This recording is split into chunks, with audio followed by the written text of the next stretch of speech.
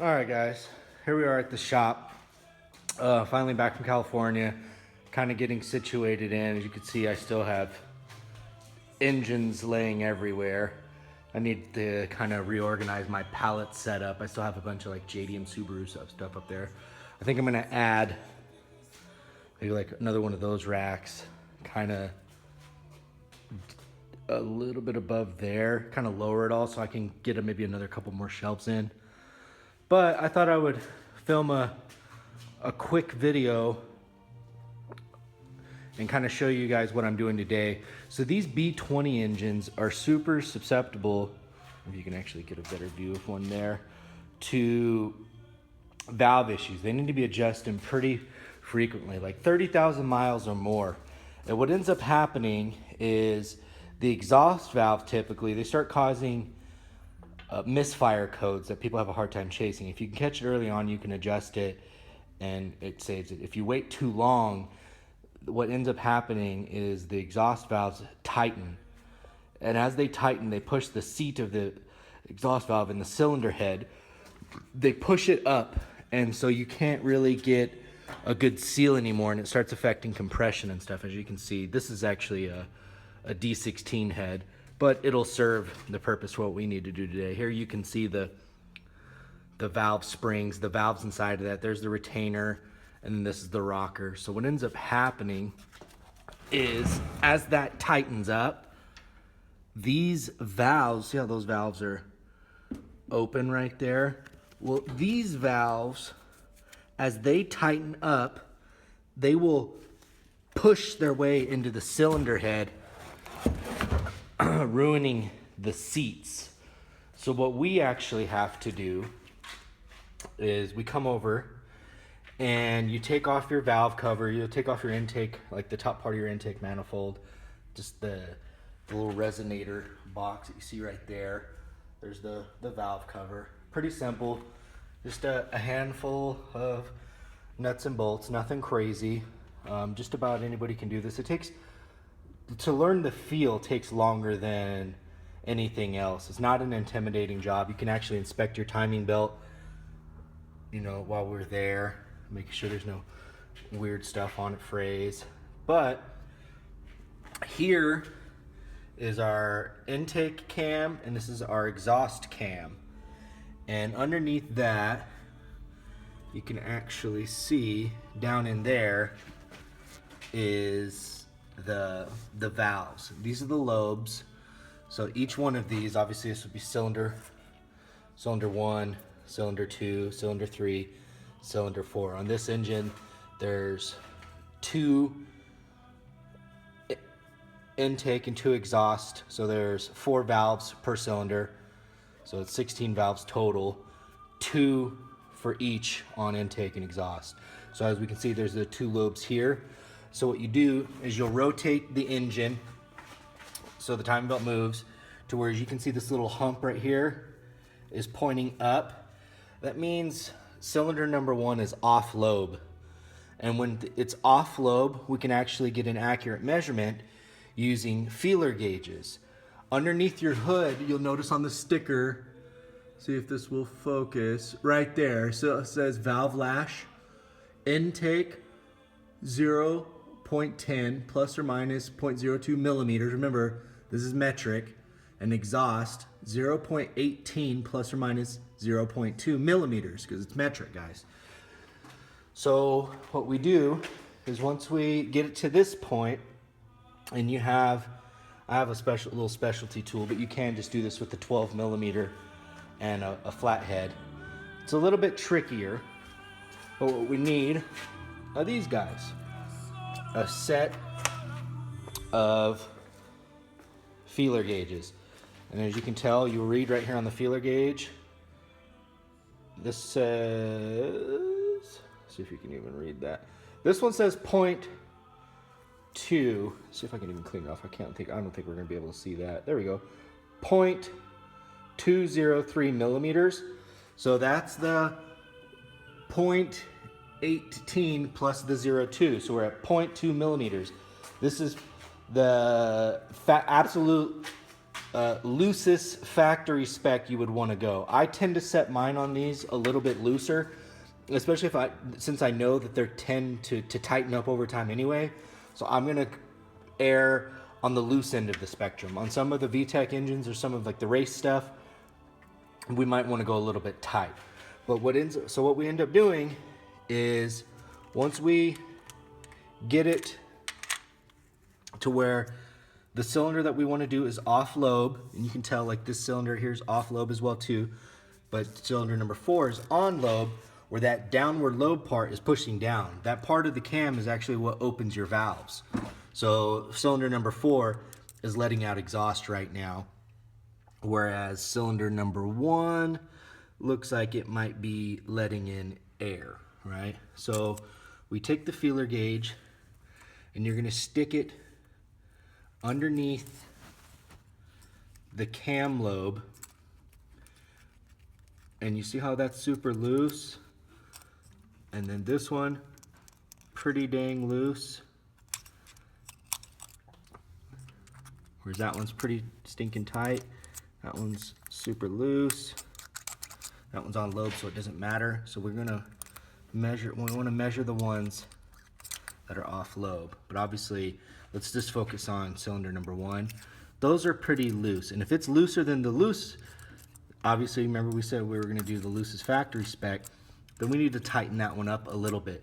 I've already actually loosened these up because before, my smallest feeler gauge wouldn't fit under there. So they were really, really tight. And as you can tell by the condition of the head, this cylinder head was redone recently. And so assuming they probably had some cylinder head issues before, got a remanufactured head, put a new timing belt system on it, did it all, thought that they were done wrong. You need to adjust the valves, and you need to adjust the valves frequently, because even though this takes a couple hours of labor, doesn't cost hardly anything, it can cause thousands of dollars of actual issues. So I'm wondering if I can actually get a decent viewpoint on this to how I can actually. So what we end up doing is we use this tool, slides right over the nut. This will hold the nut in place, and this will allow us to turn clockwise to tighten. So we're gonna tighten it a little bit, and I'm doing this with one hand, so bear with me. And then we're gonna go back and see if where we got that feeler gauge at. See how now it won't even go in? So what we wanna do, see if we can loosen that puppy up just a little bit. And I'm kind of doing this unorthodox, but that was a little loose. Typically you would want your feeler gauge under there, and then you'll adjust it with it on. And you want just the slight amount of drag. And this is an art, you know. It's gonna take you a couple different times to learn and get the feel for it.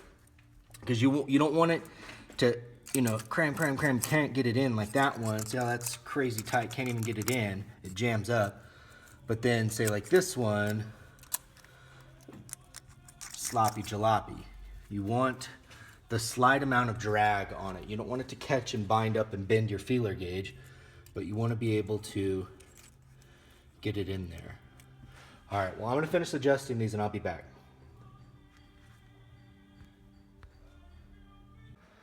All right, so we finished adjusting the valves using obviously the feeler gauge.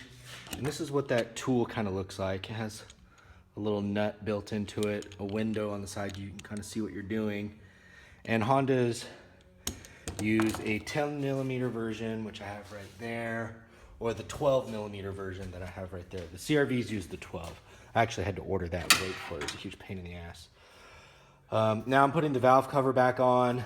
I will make sure everything's tight, make sure everything's sealed, make sure there's no hoses that are leaking, make sure you don't have any weird manifold or vacuum leaks anywhere, make sure your grounds are tight, and actually decent grounds. There's a couple different ones. Make sure you always have the ground on the thermostat housing picked up. Make sure all your stuff's plugged in, and make sure your spark plugs are tight. I've seen that happen a couple different times.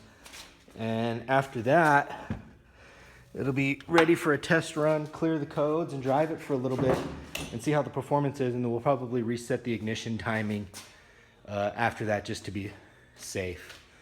All right, well, we'll come back when I start her up. All right, here we go. All back together. Spark plugs tightened down. Everything lined up. I did a kind of a quick visual. I dropped a socket down in the radiator fan. That sucked to have to pull out with my fingers. But I'm kind of rushing it. Hopefully everything goes well. We'll see how this goes. I got it all back together. Now let's... haven't started this thing for quite a while, so...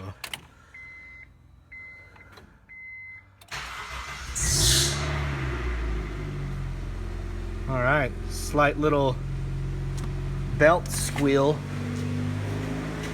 and kind of a high idle, but it's been sitting for quite a while, so we'll see if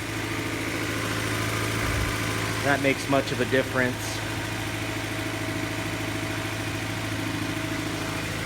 It sounds okay.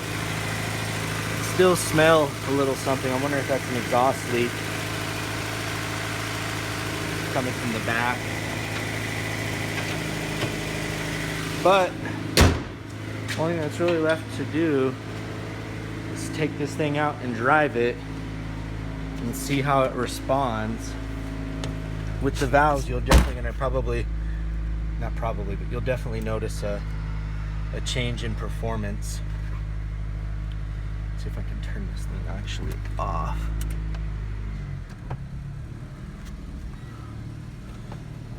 Sounds a little throaty because the O-ring on the exhaust on the back of the canister is still a little loose, but I think so far it sounds and feels fine. There's Dave. Give him a little hi. He owns the little dealership and shop next to us. All right, let's take this thing for a drive, guys. See how she feels good, nice and responsive. It's not lacky.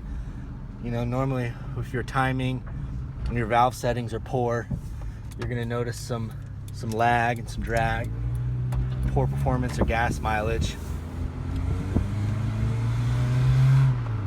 This one feels just fine. Obviously it's got some weird little noises and stuff here and there. It's been sitting for quite a while. I think the last owner messed up on doing a timing job on it, just kind of gave up. So I'm going through and trying to fix all his problems. Like, it kind of sounds like there's a brake caliper dragging. We could probably take that apart and grease it. And yeah, it's a beautiful day outside over here in this little industrial area.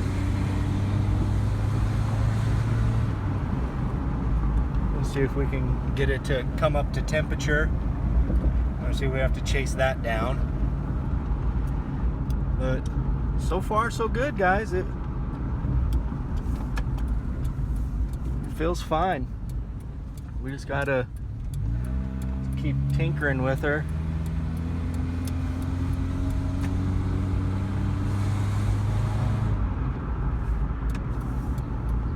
And hopefully everything goes well.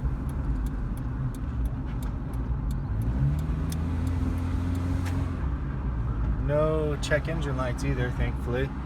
Hopefully those stay gone. Do a little update. There's another shop next to us. Oh yeah, the other update. We got oh, it's not in yet. Well, that's where the new mailbox is going to be. I've been waiting for that thing for like 6 weeks. So I'm excited to finally get that piece of crap. All right, here we are. Back at the shop. As you can tell, it's a busy one. There's tons of people out. All right. How's it going? What's good, buddy?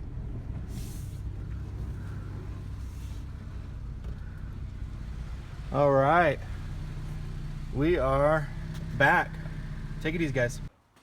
All right. So we got the silver CRV done and drove around. We still got this green one over here that has like a suspension clunk. We've got a couple of EX D16Y8 EK coupes here. These are pretty fun. This is actually like a one owner car. I have all the receipts from when it was brand new. taffeta white. So, you know, we got a red one, and then this is the silver CRV that we just finished up. Got it parked outside. It's looking good, having a good time. Ronin Motors, baby, the one and only. All right, so now let's get this other EK Coupe in. This is the one that you can tell, look at that, terrible looking. It's got some clear coat issues on it. Not really sure what we're gonna do with this one yet, but this is the one that we picked up at auction when I took you guys to Copart. We got this one for a pretty good deal. Overall, the body's really clean. The only issues that it has is that clear coat peeling on the roof and then that trunk issue. That'll probably be about $300 to have it resprayed. Not a big deal, but this is a fairly low mileage D16 Y8. So pretty sought after. I got a couple others sitting right there, blocks ready to go. But this one, actually, the issue is the driver's side door won't open. So we had to completely destroy the door panel, getting it out. And so now I'm gonna have to like take the seats out of it, try to like make as much room as I possibly can so I can get in there and show you guys how to open the door from in there. I've been watching some videos myself on how to get this done the easiest or best possible way, and it might be a bit of a battle, but once we get that going, we get it opened up, we can replace those parts. Hopefully it's just the actuator, and replace that door panel, spray the back trunk. We might even plastic dip this whole thing and lower it on Steelies. We don't really know yet. I don't know. There's still some options out, and we've got some room in the budget for it because we got it for a really good deal. So we'll still figure out what we got to do with this one. But you know, if you keep an eye on Copart, there's some good deals to be had. You know, some of these Civics you can pick up for $300, $400, $500, and they'll sell for $1,500 to $2,500. And this would be a great commuter car with someone. It's fun. The body is wonderful on it. As you can tell, it's pretty clean looking. So, and even, you know, the engine bay, this is not that bad. It's all original, unmolested, still has the original intake on it. So no kid has really ever gotten a hold of it. Hopefully it hasn't been rallied too hard. It drives great. So we'll put some new gas in it, give it a tune up, and get that door fixed, and we'll go from there, and I'll keep you guys input. Comment if you have any other questions. Like and subscribe, please. You know, we're trying to grow the channel, trying to give you guys an input of what we're doing here. We're selling more engines. We're getting more in stock. I haven't even put them away yet, and I still need to find time to button this Subaru back up and get the JDM front on it. This is a pretty mean car. We need to make some good progress with that. But I kind of got sick. We went on the vacation, and I'm just barely getting back to the shop now. My motivation is like an all-time low. So hopefully I can find somewhere, and you guys can help me out, motivate me. But yeah, if you guys have any questions, comments, like and subscribe below, and let me know what you guys think. Take care, guys. Bye. Oh, all right, guys. We got the door open, but I kind of destroyed this lock actuator in the process just to make it easier. There's tight spaces and it was getting hot. I was frustrated, and since this is pretty much junk anyways, I have a hard time even seeing what the hell I was supposed to be going after. There's supposed to be a little pin in there somewhere that you can see that you're supposed to use one of the little picks to grab. I couldn't see it, so I just ripped it all out and broke it, which is not a big deal. So at least the door opens now and closes. So now I just gotta order the new lock actuator and power lock module. I actually even ripped off the power lock module off of it. Took the seats out just for extra room. But then, yeah, there's the power lock actuator that I pretty much just ripped out. As you can tell, the thing is gutted inside now. But not a big deal. Probably another $100 in parts. You can get any of this stuff at like a pick and pull, or just order it off of eBay.